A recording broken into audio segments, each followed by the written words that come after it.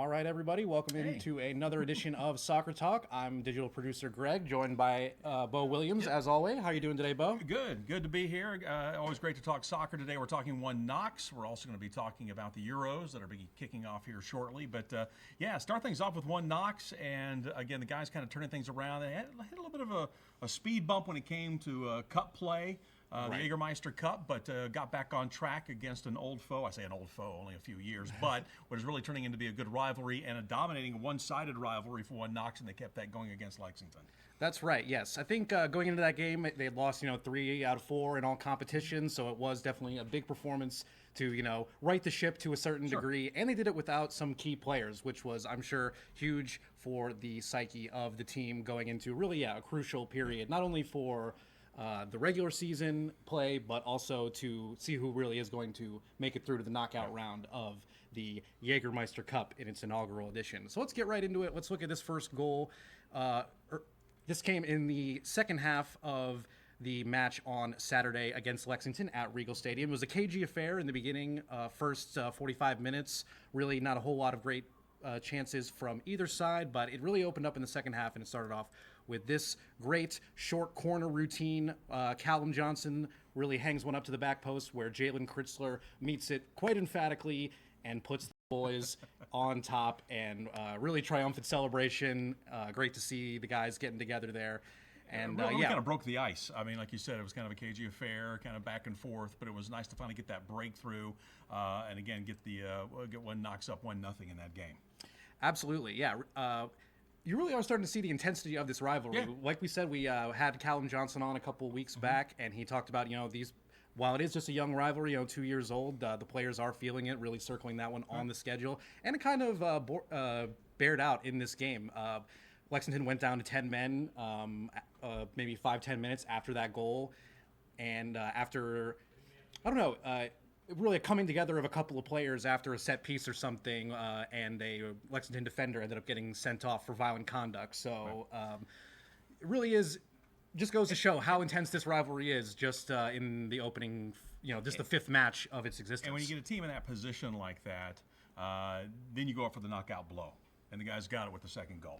Absolutely. They continued pushing into the second half, and we see a really lovely combination here. Kingsford Ajay threads one through. Stuart Ritchie able to keep that one in, and a beautiful dummy by Rudy Castro to let that run past him right under the foot of Frank Ross, who makes no mistake from right on the edge of the 6-yard box. Really spectacular goal here from one Knox to solidify those 3 points to go up 2-0 at 75th minute, I believe. And then he gets smothered over by the advertising boards, but well deserved, I think, definitely. But 2-0 there, and that's pretty much things went. I mean, it was a great showing. Good crowd also out there for the Jägermeister Cup game against Lexington as the team continues now to roll along against their, I keep saying their old rival, but we're going to just call it their old rival. Lexington and Chattanooga, the two teams that, we want to make sure that we take care of business against. Exactly. Yeah, I was on hand for this one. It was a good crowd. Did a nice promotion with the baseball game, Right.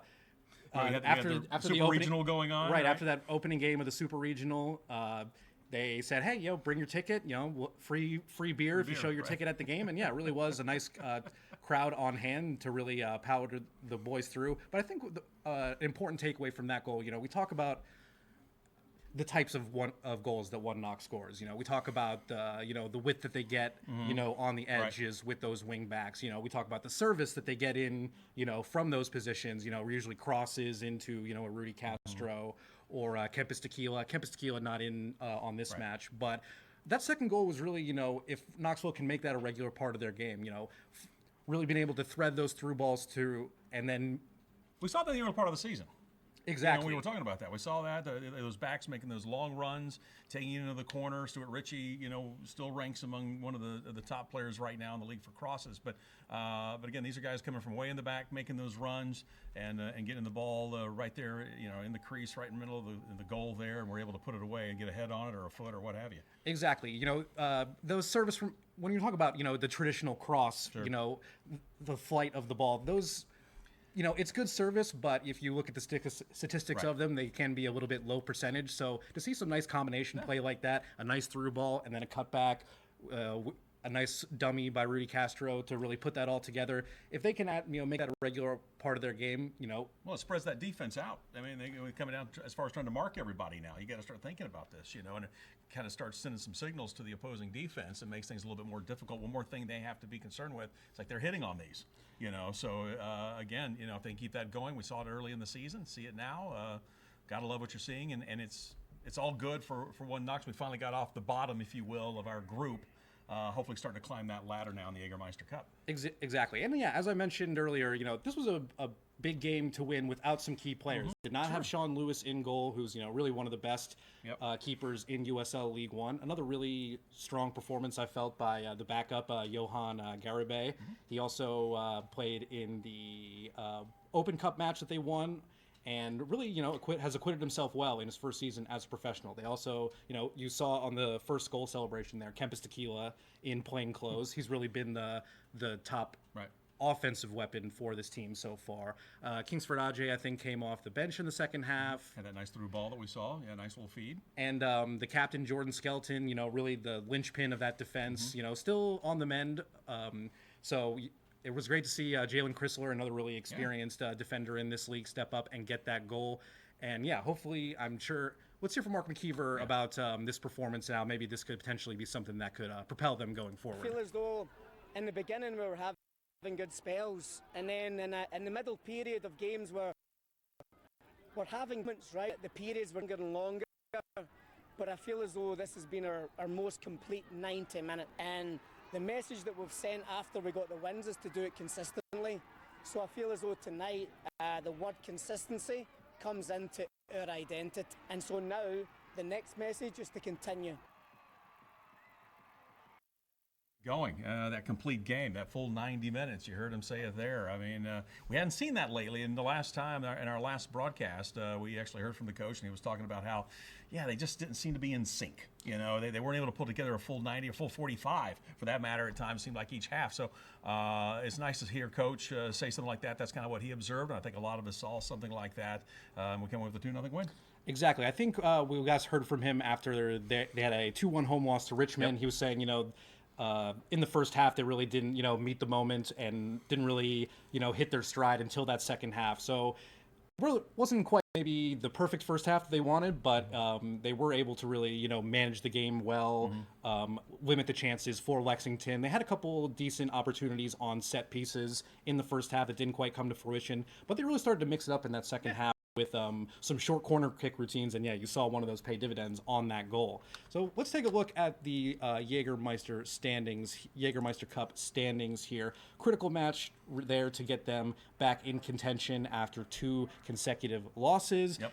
And if we drop this down here, we will see the last couple results. They really have, I think, acquitted themselves well after what was the most lopsided loss in this club's history at Northern Colorado.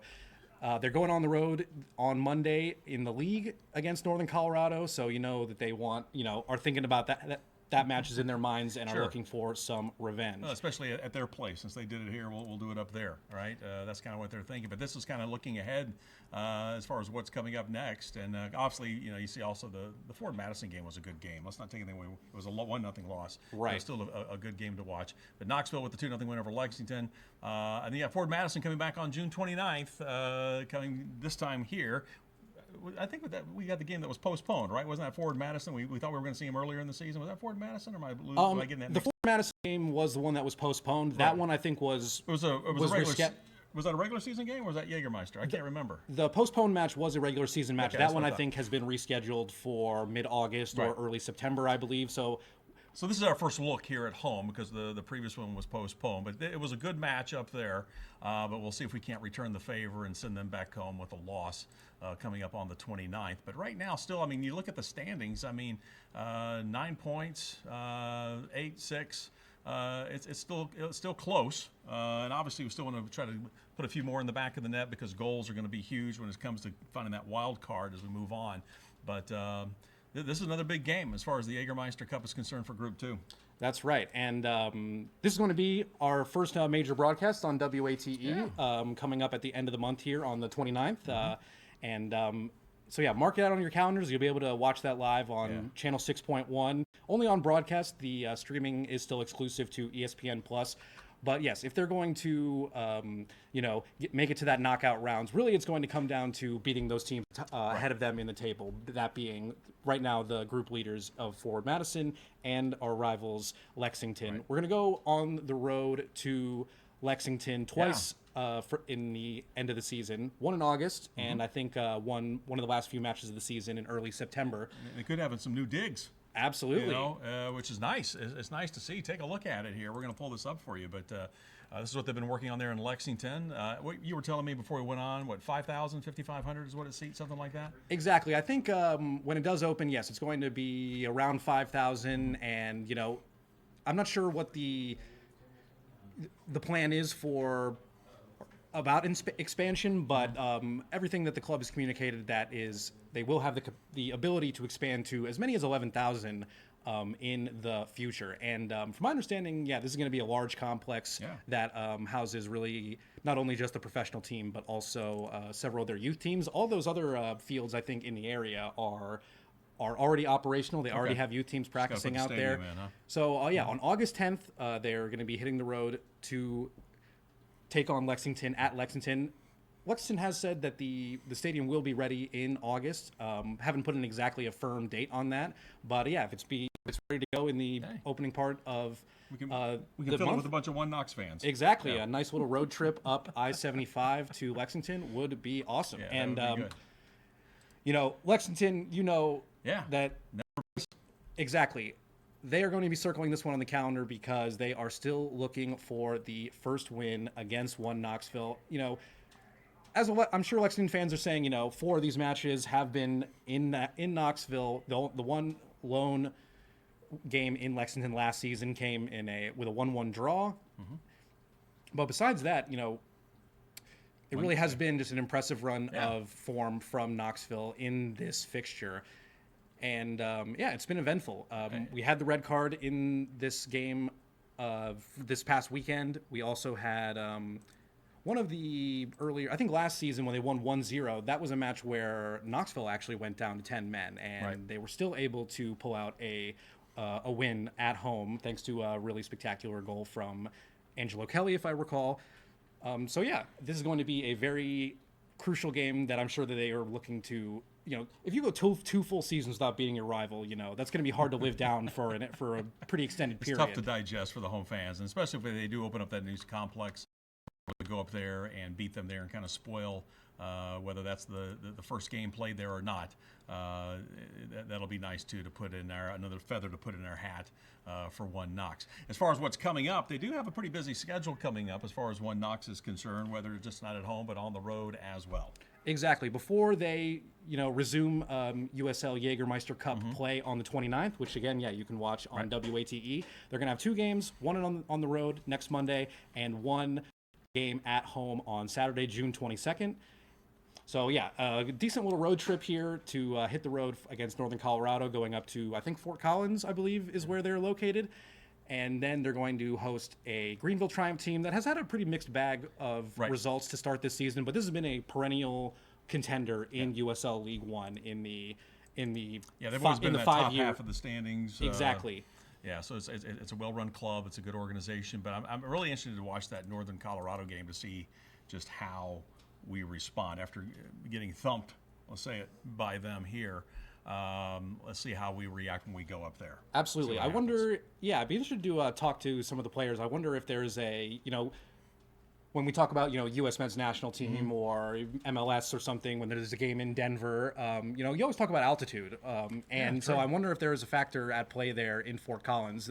I don't know if it's quite the mile high that you always are associate with Denver, but there could be some really tough physical challenge for this team to meet.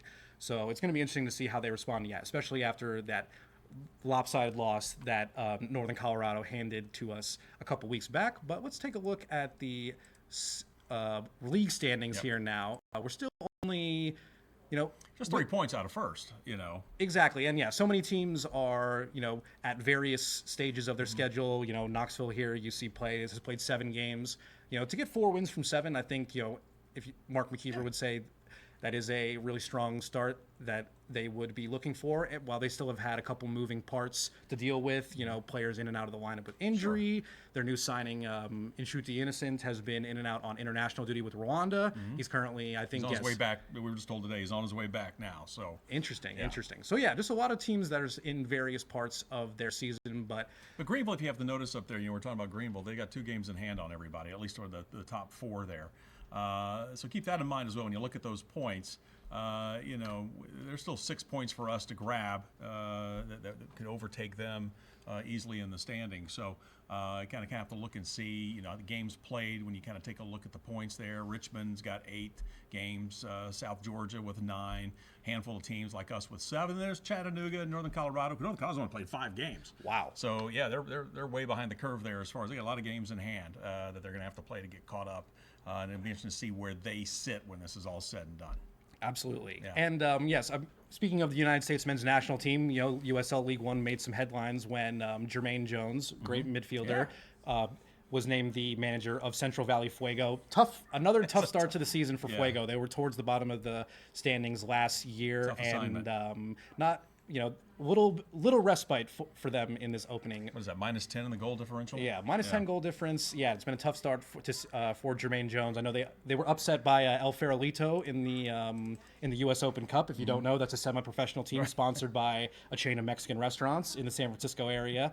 So yeah, it's gonna be interesting to see if Jermaine Jones and that Fuego crew are gonna be able to turn it around. I actually saw just today that they signed one of the players from that Farolito squad that beat them. Might as well. Exactly. Yeah, couldn't hurt. He beat them and joined them. If you can't beat them, join them. In this case, if you can beat them, join them. Why not both? Yeah, exactly. So, but yeah, looking good right now as far as League Cup is concerned. That is for sure. All right, Euros coming up. You and I put together some brackets. We went online. Absolutely. Yeah. So let's give everybody a look at what you're thinking here. Exactly. Yeah. Euro 2020 kicks off, I believe, this Friday. Yep. Nice opening fixture between Germany and Scotland. Scotland has some of the best fans. They are traveling. They have unbelievable traveling support. I think about half the country is there. Yeah, I've been listening to some of the reports on the radio, and they travel big time. That is for sure. Can Scotland advance? I don't know. It's a tough group they're going to be in, but when you play the host right out of the get-go, that's always a tough assignment, right? Absolutely. I don't care who you are. Absolutely. And yes, it's going to be an exciting tournament. Let's take a look at my predictions on Euro on UEFA.com. You can fill out those brackets. And, full disclosure, obviously, I was born in France and just came back from vacation a couple of weeks ago. But France is good. I mean, France is such a strong team. They're going to be tough to beat. Let's face it. They are going to be tough to beat. So, look at your bracket there.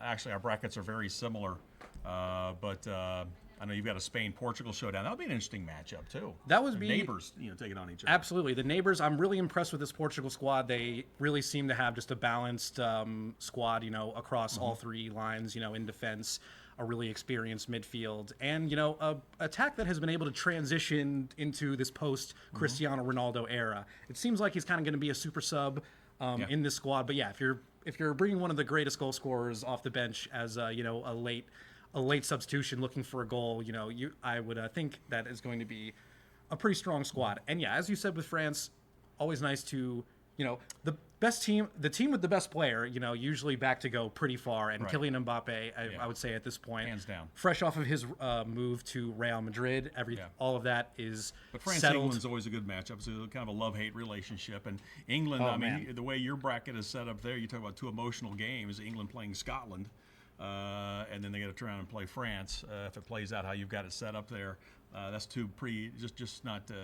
Physical games, but just emotional games, from the stands to the players on the field. No doubt. Every time, even in in World Cup qualifying and European qualifying, when Scotland and England get together, it is a tightly contested affair. Even with England has such this incredible scale, incredibly large talent pool to choose from. Scotland's But the Scotland, the collective from Scotland, is something special. But yes, I'm going to be backing France to take this one home in a rematch of the Euro 2016 final. Actually, that was a tournament that I actually got to go to a couple of matches. I saw Let's see. I saw France versus Ireland in the round of 16, unbelievable game, and then a semifinal between Portugal and Wales. And and unfortunately, yes, Portugal was able to squeak out a 1-0 win in the final. Was watching it with a huge crowd ready to go nuts, and unfortunately, it was not to be. So this is going to be Didier Deschamps, the manager of France's, swan song in that role. So he would definitely like to. Players will be playing for him. There's a lot on the line there. Some unfinished business. A lot of momentum, a lot of inspiration, if you will. I'm not disagreeing with you. I mean, I've got France winning it as well. I think France is the best team. I think really the big area where we come in a difference there is I've got Germany, just because they're home. And when you look at the rankings, Spain and Germany are right up there together, but I've got Germany kind of sneaking through, and then actually all the way to the final to play France. But I've got your French club winning this thing. England, I'd had Scotland as a wild card getting out of the group, but at least initially, and then I thought, well, I got Italy in there. The Italians, I'm expecting more from Italy, so I like to see them back in the thick of things. As a kid, Italy was always like the team to watch, Exactly. It really has. We haven't had the chance to see Italy in a lot of major tournaments over the last decade plus, whether that is in the Euro or the World Ever Cup. Since the famous headbutt, we have not seen, Italy. Was that Italy and France? That's in the right. Final that year. We haven't seen much of Italy since then. But the Italians, long overdue. Long overdue. So let's see what happens here. But I've got England going through, playing France in the Final Four there in the semis. But again, I think France is just too tough. I mean, I think the only team that could really beat France is probably France. Let's hope so for my family's sake. But this is an England team. I mean, that certainly has taken a step in. This is the team that was third place or a semifinalist at the 2022 World Cup. England's one of those that get in there every time, and you say they're going to do some great things, and then sometimes England is their own worst enemy in some of these tournaments, But I'd like to see them do well. I'd like to see them get to the finals if they can. It's been a while. I'd like to see the English there, but I think France is too much. I'd like to see the Netherlands make a run if they could. It's been a while since we've seen the orange shirts, make their run, but absolutely, maybe not this year. The emergence, I would say, the critical factor for England has been over these last 2 years the emergence of Phil Foden has been a consistent player for Man City over the last 3 or 4 years, but this year, I mean, he was arguably one of the best, if not the best player in the Premier League. And then you have the emergence, the ascendancy, I should say, of Jude Bellingham at Real Madrid, who has been simply unbelievable. I would say the main difference, I would say, from my bracket to yours is I would say do not sleep on the Ukrainian national team in that knockout round. Ukraine, I want to say in the World Cup they had a little bit of a run there too, or at least they won a couple of games. I can't remember for sure, but they've got, obviously they're going to have the neutrals supporting them. Right, a tournament darling. Tournament darling. It's a good way to put it. And so it wouldn't shock me to see Ukraine, advance a little bit in this tournament, but. There's some tough hurdles you got to overcome. Some hurdles to climb, but it really was impressive to see, the leading scorer in La Liga this year, Artem Dovbyk from Girona, now leading the line for this Ukrainian national team. You've got a player like Ruslan Malinovsky, who's been really strong. And it really is just a nice core group of players that's there for a little while. So yes, be on the lookout for this Ukrainian team to potentially make some noise there in Germany. And yes, the final in Berlin. Yeah. And yes, anything can happen. Exactly. It's going to be really interesting to see this how that Germany team has been responds after some subpar performances in some major tournaments. And there's another team, but I just have a feeling at home. I think with the crowd behind them, I think we might see something special from the Germans. I don't think they're going to win it, but I think they do make a run.